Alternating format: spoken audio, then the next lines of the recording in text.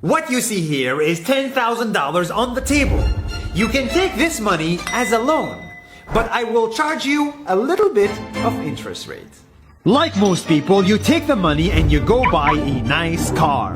But in 10 years, it's time to pay me back.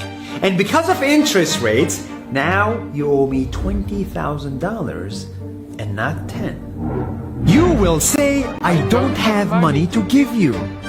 And if you don't, I take your car and a piece of your house.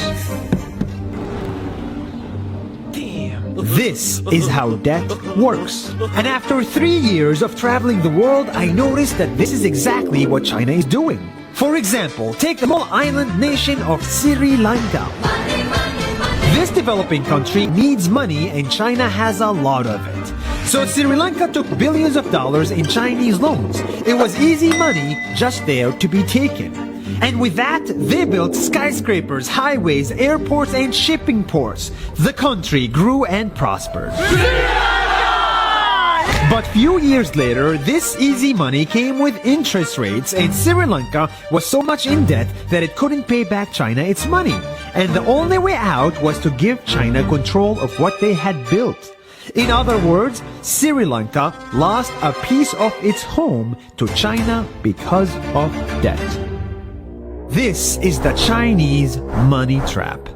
And it's a real thing I saw all over the world.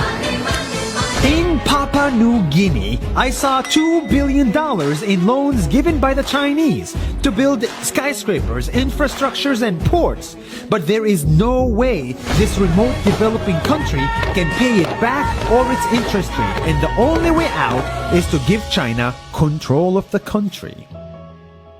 In the Maldives, Pakistan, Malaysia, Laos, Kazakhstan, Mongolia, Egypt, Kenya, and South Africa, the same thing is happening, and many countries are struggling to pay back Chinese loans. If you look closely, all these infrastructure projects like highways, ports, and bridges connect to China through the sea or through the land to form something far bigger, far more powerful than just a bridge. A new Silk Road.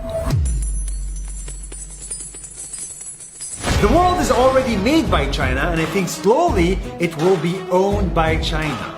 Don't get me wrong, building bridges, ports, highways, and airports is a great thing for the people and the country, but they come at a very high cost. And when these countries can't pay back the loans, these countries will lose their homes. One thing my parents had taught me is that there's no such thing as a free lunch or a free ride. So if we're not careful with our money or other people's money, then we better start learning Chinese. 下周见。